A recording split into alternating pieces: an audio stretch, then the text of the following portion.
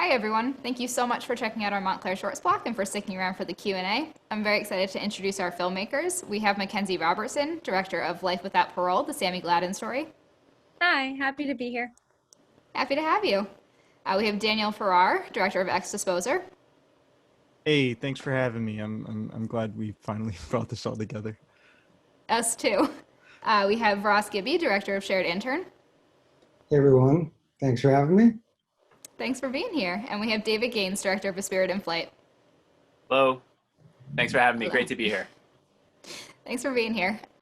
So we have a fun mix of documentaries and fiction shorts here, but what I love about all four of your films is how strong the sense of character is from the get-go. So I'd love to hear from a little bit from each of you, just the process of finding your characters, finding your story, and getting that all onto the screen and what we saw today. So Mackenzie, I'm going to start with you and talk a little bit about how you found Sammy and what inspired you to make a film about him. Sure. So Sammy is definitely an interesting character. I ended up finding him. I took a juvenile delinquency course in college and learned about Miller versus Alabama, and it made me feel angry and sad, and I felt like I had to make a film about it because that was like the only thing I knew how to do to make people know about it.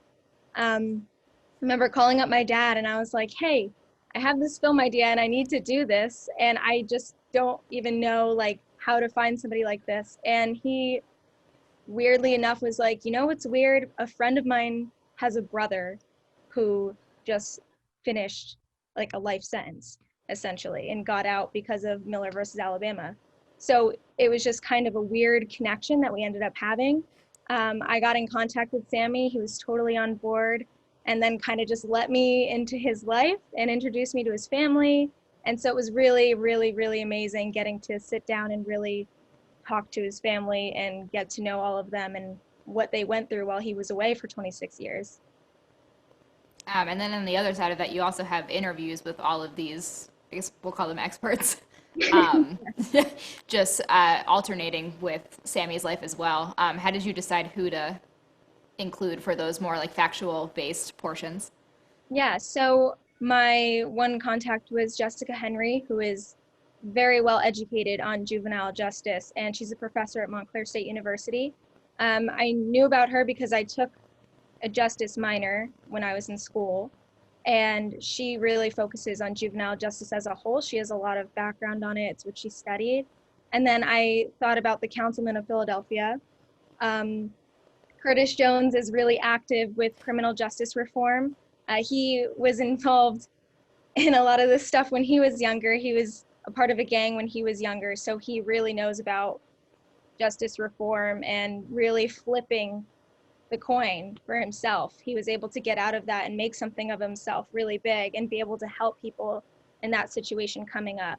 So he was definitely somebody I had to reach out with. I got him in the nick of time right before COVID was starting to hit. He was really hard to nail down, but we got lucky with that one. So Good. And then Daniel, Ex Disposer is a deeply personal and emotional story. I'd love to hear a little bit about how you got this story onto the page into what we just saw. So that's a bit of a long, complicated story, but the short of it is I was very a huge inspiration for me as a filmmaker is Paul Schrader, and I think I read something from him where he talks about Taxi Driver as putting the worst version of himself on screen. And I really wanted to talk about mental health and my own experience with that, and I thought the best way to do that would be to just talk about I don't know, the worst of it as I experienced it. And that changed across various iterations of drafts and revisions, and as the story changed, so did the character, and finally changed once more when Jack DeFalco, our lead actor, took over the part of Andy, and sort of made it his own and brought his own life to the character. And yeah. That's great. Ross, you have the one lighter film in this category, actually. But I would love to hear a little bit about how you came up with just the fun comedy that is Shared Intern. Yeah, I mean, Shared Intern is it's essentially a workplace comedy set in a digital marketing agency. And I actually worked in various extremely dysfunctional marketing agencies over the last several years. And, it was one of those things where everything that happened that felt surreal, I kept on saying this has to go into a short or some sort of series. And so that's where the real kernel of this came from. And I had actually written and shot a prequel to Shared Intern, which was really more of a pilot presentation than anything else. It was short, and it was representational of what I wanted for a series, either a digital series or a streaming series. But that presentation was it was very guy heavy. It was limited by budget. I had a couple actors in mind that I knew I wanted to use, and so we shot this presentation. And afterwards, I knew that it didn't represent what I was going for. So we decided to shoot a few scenes to put together a trailer which would include the full cast. And I had this one woman. She essentially had one line, and I brought her in. She crushed it so much, and the rest of her stuff was really just. It was interacting with the other actors. It was responding to the other actors, and as soon as I met her, worked with her, I knew that this whole thing needed to be shifted, and it needed to focus on her, and it needed to revolve around basically her role as kind of the I don't know, the rope in this tug of war. And that's really how it came about. It was not intentional from the beginning. It evolved through the course of these smaller sort of projects. That's great. And then David with Eric, we joined him on a very personal journey. How did you meet him? And what was it about him that made you want to make a documentary? Yeah, Eric came to me, I guess, as a story. Eric himself didn't come to me. A colleague of ours. I do a lot of commercial documentary content, branded content and other stuff. And I had worked with somebody who then went on to be a part of Eric's company, and we kept in touch. And she knew that many of my films, most of my films, do have something to do with mortality. And when Eric revealed to his company that he had ALS, it was a bombshell to all of them, because he was really the glue in a lot of ways that held this company together. And he was, I don't mean to, appear to be putting this down. He was just a receptionist, but he wasn't just a receptionist. He was like this celebrity at this small healthcare consulting firm. And that was the pitch that my friend and colleague and now producer Julia Portali came to me with and said, there's this amazing person. I know your work. I know you like to work with mortality in your films. And he just has this incredible approach to life. And I would love for you to meet him. And I did meet him, and we spent some time together, and I just had a sense that if I could make this film about that liminal space between he's just found out that he has ALS, but he's not yet exhibiting symptoms. People who have ALS on average, have about 3 to 5 years to live. It's really not a huge window of time, but you're also not immediately dying either. And I wanted to explore what it meant for him to meet that challenge, that existential challenge with what he had and what he had gained throughout his life. So it's partially the story of a particular moment in this one person's life and this specific challenge. And then it's also a little bit of a biopic, because he certainly led a very unusual life and met every challenge in his history with some element of grace, whether that was coming out in the army, and then, to everyone's surprise, becoming this minor small town drag superstar, and then having that follow him as a persona, and then of course also being a father, which I think is an enormous hurdle that he and his husband crossed. So wanted to just marry those two things and do it as succinctly as possible. And yeah, that was how he entered the scene. That's great. I feel like with all of your films, we jump in with these people, these characters in very extreme moments in their life, whether it be, dealing with an ALS diagnosis, getting out of prison, mental illness, or just expectations not living up to reality. So I'd love to hear a little bit about working with the people in your film and just making sure they're comfortable enough to give you what you wanted, and also actually, if you went in with an expectation of what you were going to get, delivering on that. So Mackenzie, I want to come back to you and talk about Sammy. Was he an open book when you got in there with him? I'm sure it helped to have a little bit of a personal connection. Or did you really have to work to develop that trust with him so that he could tell you his life story? Yeah, with Sammy, I think he's somebody that felt like he could not tell his story for so many years. He was a part of this crime when he was 16, and now he's like in his 40s. So for over 20 years, nobody ever listened to him. And so I think having somebody come to him and want to hear his story was exciting for him. He was totally open with us. He did not hold back. He was very articulate, which was awesome. And I just feel like, it's interesting to get a connection with somebody so quickly. And I feel like, especially as we started shooting with him more and more, he got a little more loosened up. And sometimes, like, we'd go to leave and he'd be like, oh, do you want to ask me like anything else? Like, I'll literally tell you anything about my life that you want to know. I want people to know about me. So it was really nice to know that he trusted us with his story and that his family trusted us with his story.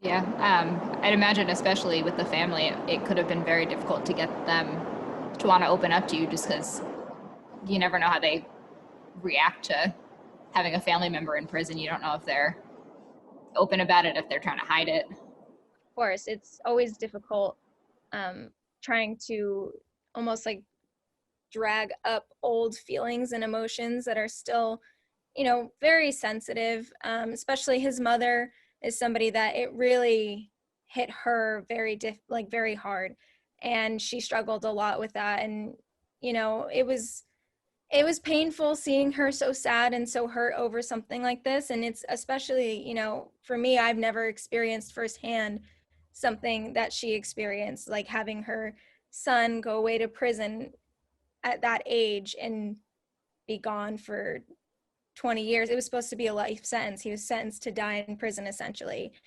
So if Miller never happened, he'd probably still be in prison. And what's crazy about all this is that he's now living a life that he was really never supposed to have. Yeah. And now we're all in this moment. I got it just in time. Yeah. But it's nice that he's able to have his story told, because that doesn't always happen. Absolutely. And then in Next Disposer, Jack gives such a raw, powerful performance.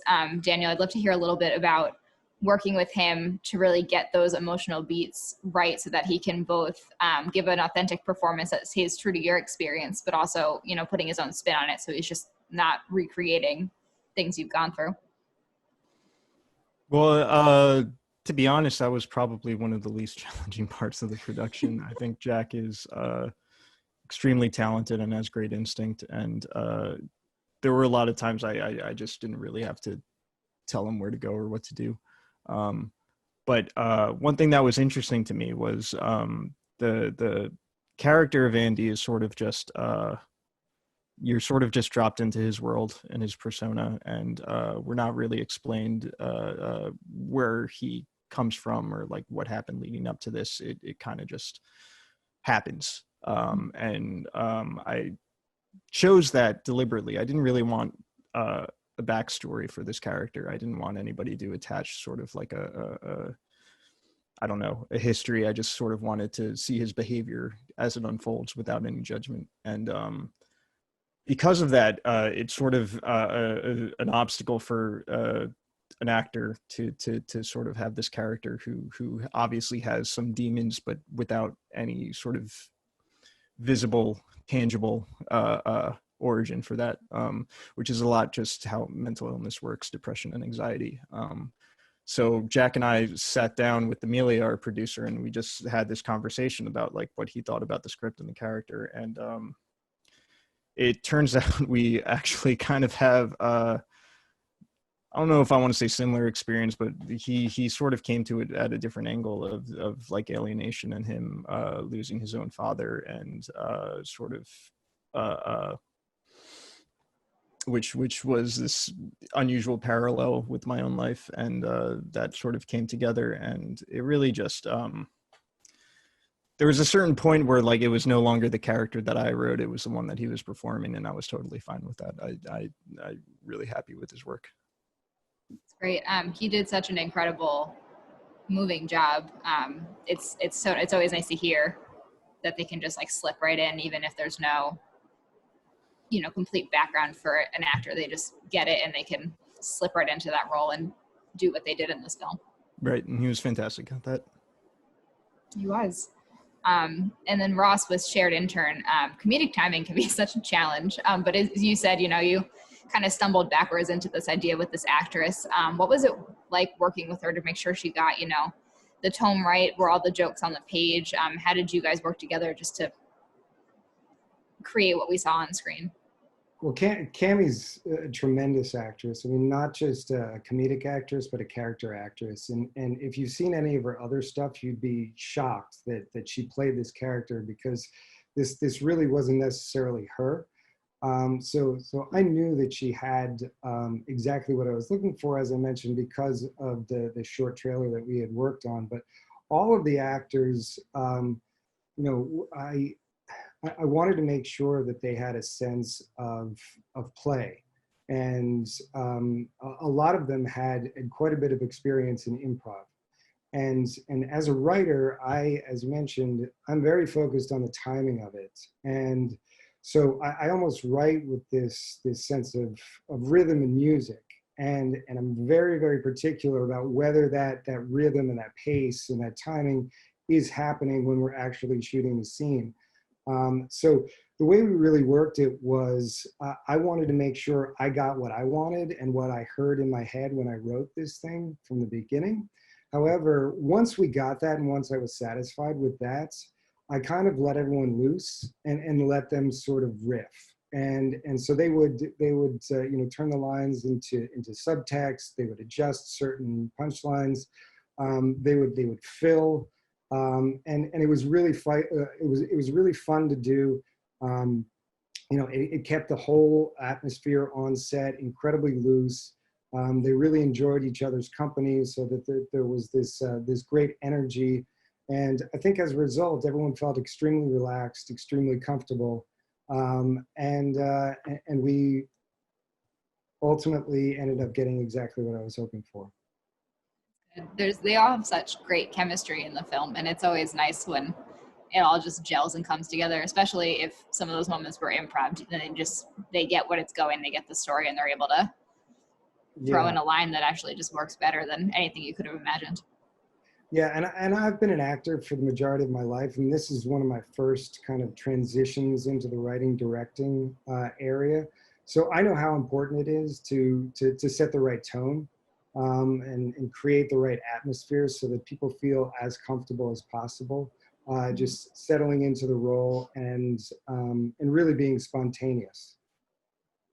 Yeah, that's great. And then David with Eric, this is a similar question to Mackenzie as well, but was there any hesitation on I'm sorry, I just call you Eric, David, on Eric's part with participating in this movie? He seems like a very open book, so I don't know if there was any thing that he was trying to hold back from the get-go. His first words to me were, "I'm an open book," and immediately in my back of my mind I thought, uh-oh, this could be a problem, because he was, and at the same time I think because of the gravity of his situation, there were things that he just was he didn't have a strong sense of what his life really was anymore. I was sort of walking through that process with him as I interviewed him.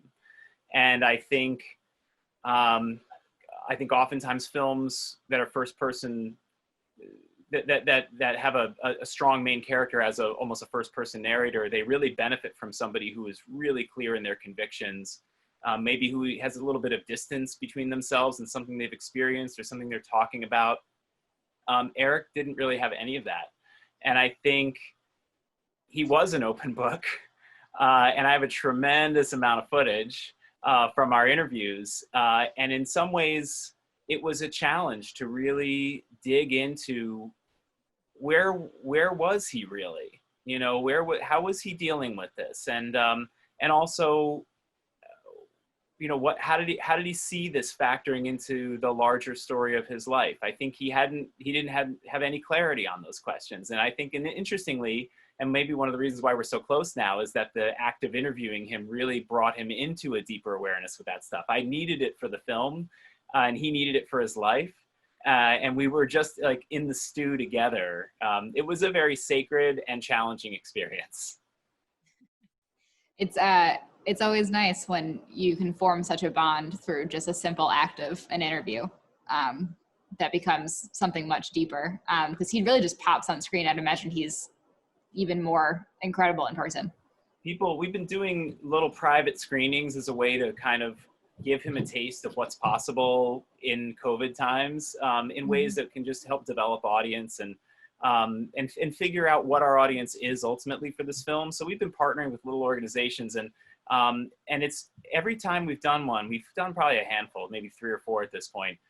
There's always a few audience members who just say, I feel like I know this person. Like, how do I know him? And they don't know him. You know, I think that's like another aspect that makes him so incredible, like a really beautiful person, and also kind of a challenge to find his story, that he's so in the moment and he's so relatable that sometimes it's actually hard to zoom out to 30,000 feet with him and get him to talk philosophically about what's really happening. I mean, in some ways, that's the faux pas of me trying to press someone's individual story into my larger body of work. You know, maybe that's not the right way to do it.